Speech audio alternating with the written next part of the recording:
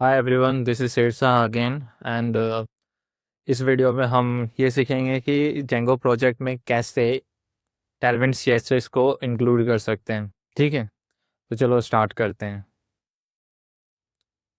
Project मैंने पहले से खोल रखा है। ठीक है, ये सारी चीज़ें मैं हटा देता हूँ। मैं बताऊँगा कैसे इंक्लूड होगा। ठीक है, तो चलिए स्टार्ट करते हैं।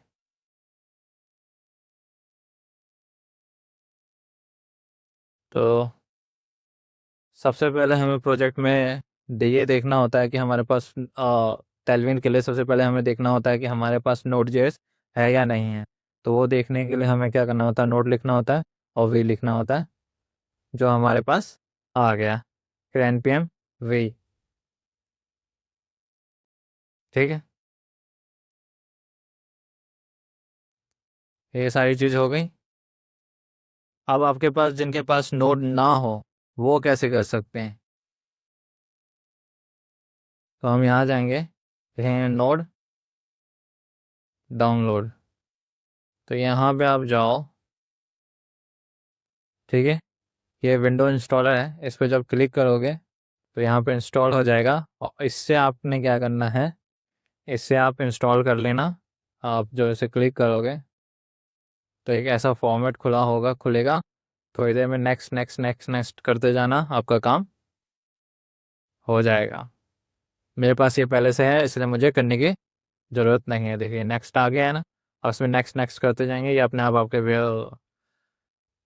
आपके सिस्टम में इंस्टॉल हो जाएगा। और इसके साथ npm भी इंस्टॉल हो जाएगा, तो उसे अलग से इंस्टॉल करने की कोई ज़रूरत नहीं है। ठीक है, तो अब यस,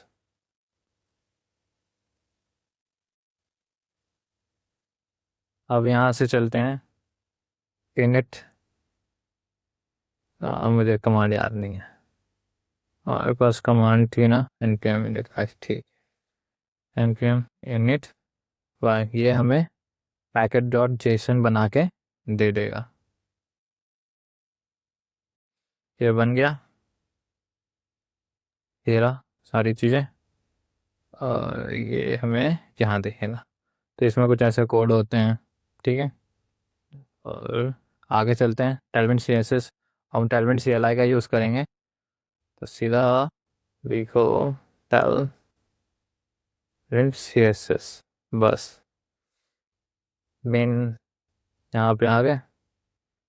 अब ये वाली जो दिख रही है npm install Tailwind C S S @ ये वाली को कॉपी करो एज इट इज़ लेना है। एक अलग cmd खोल लो। ठीक है, और ये कॉपी पेस्ट मार दो। थोड़ी देर में, थोड़ा टाइम लगेगा, सारी चीज़ें इंस्टॉल कर देगा। फिर उसके बाद सारी चीज़ें इंस्टॉल हो गई तो कुछ ऐसा दिखेगा। ये पैकेट लॉग जेसन का एक फ़ाइल बन के मिलेगा और एक नोड मॉड्यूल हमें मिल जाएगा। ठीक है, और यहाँ पे देख सकते हो पैकेट डॉट जेसन पे आके कि हमारा टेलविन इंस्टॉल हुआ है नहीं। तो ये रहा, हमारा टेलविन इंस्टॉल हो चुका है। ठीक है, अब हमने क्या करना है, ये वाली इसके हमें एक जगह पे डालना है। ठीक है, तो इसके लिए हमें यहाँ पे एक फ़ोल्डर बनाना होगा जिसका नाम है होगा स्टैटिक। ठीक है, तो उसके अंदर एक और बना लीजिए src। उसके लिए अंदर input dot C S S, यहाँ पे उसे पेस्ट कर देना है input dot C S S के अंदर। ठीक है, ये चीज़ हो गया इतना। अब हमने क्या करना है आगे, ये वाला। तो ये वाली जो लाइन है, इस वाली को हमें पैकेट डॉट जेसन में करना है। तो यहाँ पे वॉच ऐसे से लिख के फिर सारी चीज़ें, एक मिनट। हाँ, ये हुआ है गड़बड़। Double quotation, double quotation. हमें ये चीज़ बदलनी होगी। यहाँ पे dot S R C input dot C S S लिखा हुआ है ना, तो हमारा क्या है static S R C input dot C S S. तो हमें यहाँ पे स्टैटिक लगाना पड़ेगा। ठीक है, और वैसे ही आउटपुट के लिए भी होगा।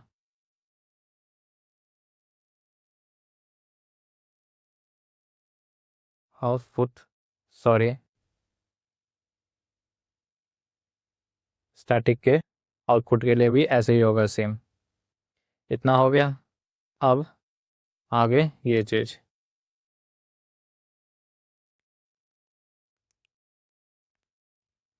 फिर क्या करना है,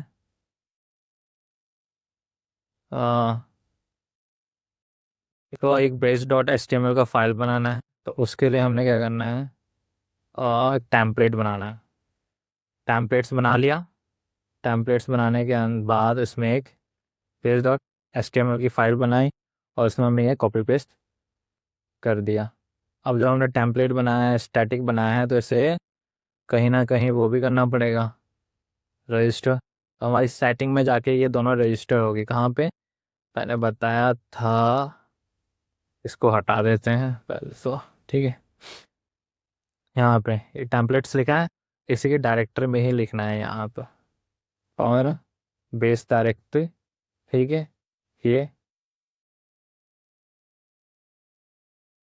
टेम्पलेट्स लिख दिया, ठीक है। सेम एज इट इज़ ऐसे ही लिखना है, ठीक है। अब आगे चलते हैं। यहाँ पे स्टैटिक के लिए भी करना है, तो एक मिनट, स्टैटिक, अरे यार ये वही हो जाता, फर्स्ट डी आर एस, ये करो, बेस, ये है, ये मैंने कोपायलट इंस्टॉल कर रखा है ना, तो वो पहले ही दिखा देता है मुझे सारी चीज़ें। तो आप भी इंस्टॉल कर लो, तो थोड़ा बेटर हो जाता है, टाइम बचता है। टाइप करोगे तो पूरा ही हो जाता है, लेकिन मैं पूरा टाइप कर रहा हूँ बताने के लिए कि हाँ ये चीज़ें ऐसे ऐसे होती हैं, ठीक है। तो इतना काम हमारा हो गया, हमने रजिस्टर कर दिया, हमने स्टैटिक फाइल रजिस्टर कर दी, हमने टेम्पलेट रजिस्टर कर दिया। अब उसके बाद हमने एक क्या करना है, ये सारी चीज़ें हो गई, हमने एक ऐप बनाना है। हम यहाँ चलेंगे, ठीक है। हम लिखना है P Y manage dot P Y start app category, category, सही है, कैटेगरी, ठीक है। वो बन के तैयार हो गया। तो यहाँ पे देखो, आपको ये दिख रहा होगा कैटेगरी, ठीक है। ये ऐप बन के तैयार हो गया। तो अब हाँ यार थोड़ा बड़ा, ठीक है। तो अब इसको रजिस्टर करना होगा इस ऐप को। तो हम अपने प्रोजेक्ट के अंदर चलते हैं, सेटिंग के अंदर, सेटिंग के अंदर ही है पहले से। तो ये इंस्टॉल ऐप्स दिख रहा है, इस इंस्टॉल ऐप्स के अंदर ही हमने जो ऐप बनाया है वो लिखना है।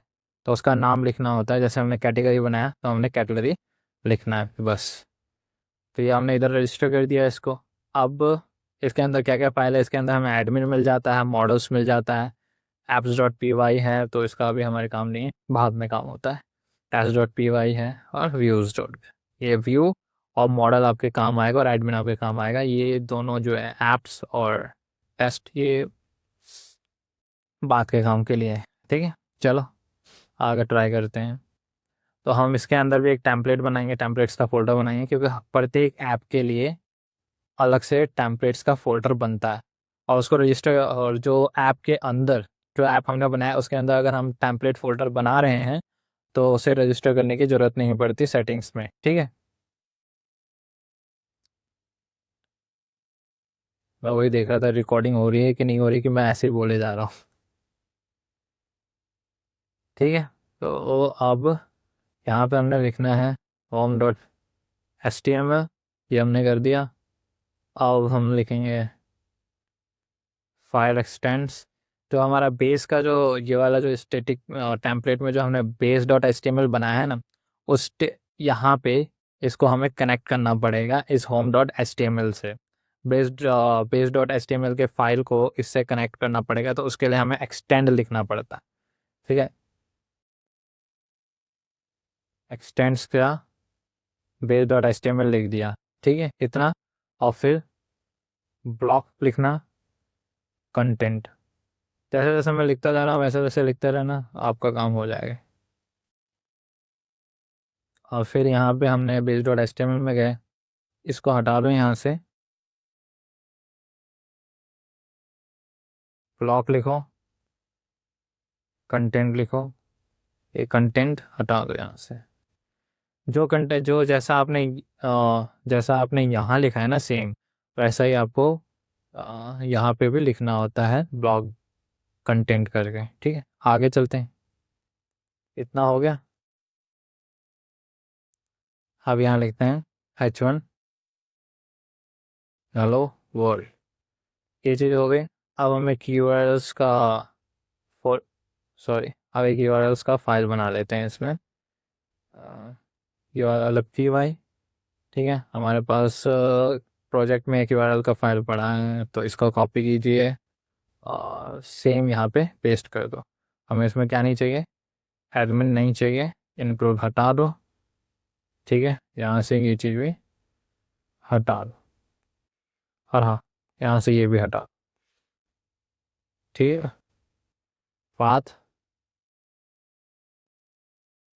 कॉमा, अब इंपोर्ट करना पड़ेगा कुछ। फ्रॉम डॉट से इंपोर्ट कर लिया व्यूज़ को। अब व्यूज़ होम कर लिया, नेम भी हमने होम रख लिया, ये ठीक है। Views dot home name home, ये चीज़ क्यों की है, क्योंकि हम यहाँ पे व्यूज़ पे चलेंगे, एक डेफ का फंक्शन लाएंगे होम के नाम से, रिक्वेस्ट लिखेंगे यहाँ पे, फिर उसके बाद ये फिर रिटर्न रेंडर, ये फिर फाउंड आउट HTML। तो ये जो होम है ना, जो हमने व्यूज़ में बनाया है, उसको हमें यूआरएल में लिखना होता है कि ये चीज़ होम कहाँ से आ रही है, व्यूज़ से आ रही है, ये वाली चीज़। ठीक है, तो जब ये वाला यूआरएल चलेगा ना, तो ये व्यूज़ में जाएगा इसके पास। ठीक है, और ये चेक करेगा कौन सा टेम्पलेट रन हो रहा है, home dot H T M L. तो home dot H T M L में जो कोड्स लिखे होंगे ना, वो रन होगा। ठीक है, अब ये चीज़ इतनी हो गई। हमने यूआरएल बना दिया। अब यूआरएल को हमने कहाँ इंक्लूड करना है, यहाँ पे इंक्लूड करना है। मैंने इंक्लूड पहले से कर रखा है, लेकिन मैं पहले फिर दोबारा करके बता देता हूँ।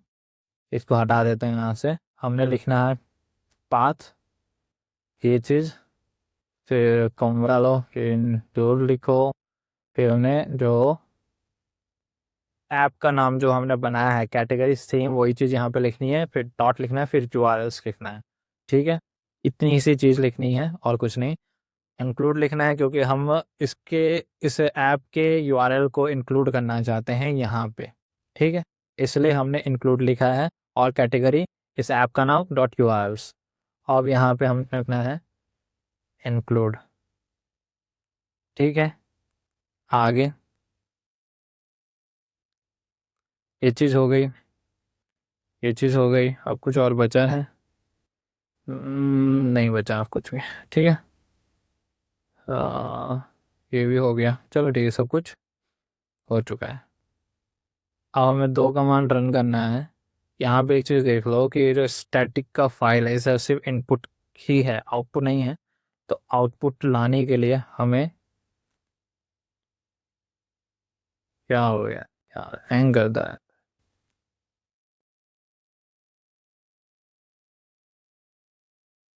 हाँ ठीक है, आउटपुट लाने के लिए हमें ये लिखना है npm। ठीक है, run watch CSS, same command run करो, ये चलेगा। डन। ठीक है, ये कमांड रन हो गई। अब हमें एक आउटपुट की फाइल मिल जाएगी, इसमें हमारा सारा टैलविंड CSS लिखा हुआ है। ठीक है, ये चीज़ हो गई। अब हमने क्या करना है, एक और ले लिया हमने, py -py रन सर्वर, ये कमांड चलानी है। सर्वर रन हमारा कर गया। ये URL कॉपी करो, इसमें जाओ, लिखो, ये चीज़ आ गई। एक चीज़ गड़बड़ हुई है। क्या गड़बड़ हुई है, यहाँ पे हमने URL नहीं दिया है। ठीक है, तो स्टैटिक और फिर src, ये लिख दो। ऐसे भी लिख सकते हैं, ठीक है, और एक लोड स्टैटिक करके आता है, वो भी लिख सकते हैं। वो ऐसे होगा, इसको हमने क्या करना है, ठीक है। अरे यार, रुक जाओ यार, लोड, हाँ ठीक है, लोड स्टैटिक करके आ गया। हम इसको हटा के क्या करेंगे, यहाँ लिखेंगे परसेंटेज परसेंटेज स्टैटिस, ठीक है। फिर हमने SRC, रुको एक मिनट, SRC, सॉरी हाँ, SRC आउटपुट डॉट CSS, ठीक है, ये चीज़ हो गई। तो ये चीज़ भी सेम काम करेगी जो हमने वैसे लिखा था, जो ये हमने हार्ड कोडेड URL दिया था पहले, लेकिन हम लोड स्टैटिक करके ऐसे URL देंगे तो भी हमारा सेम ही वर्क करेगा, और ये तरीका ज़्यादा बेटर है। अब देखो चेंजेस करते हैं हम, यहाँ पे हमारा होम है, ठीक है, डिफॉल्ट क्लास, ठीक है, टैक्स 3x बढ़ गया, टैक्स फॉन्ट बोल्ड बोल्ड हो गया, टैक्स रेड 500, ठीक है, और अंडर लाइट, ठीक है। तो ये सारी चीज़ें हो गई, हाँ। और अब मैं बताता हूँ, ये जो एक्सटेंड हमने यूज़ किया है, तो यहाँ पे तो सिर्फ इतना ही लिखा है इसमें, लेकिन जब मैं इसको इंस्पेक्ट करूँगा ना, तो इंस्पेक्ट क्या करना, ये देखो,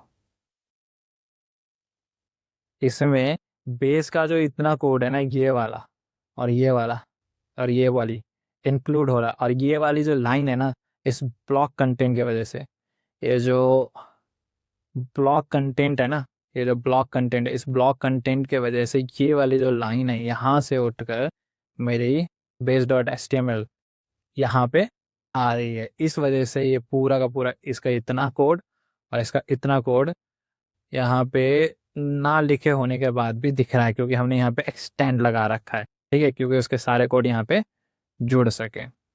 तो ये चीज़ देख ली, ठीक है। तो बस आज के लिए इतना ही। टैलविन CSS कैसे इंक्लूड करते हैं ये सारी चीज़ बता दी। अगले वीडियो में मैं बताऊंगा कि टैम्पलेट्स और HTML टैम्पलेट्स जो होते हैं उसे कैसे इंक्लूड किया जाता है प्रोजेक्ट में, जेंगो प्रोजेक्ट में, ठीक है। सही बनाना।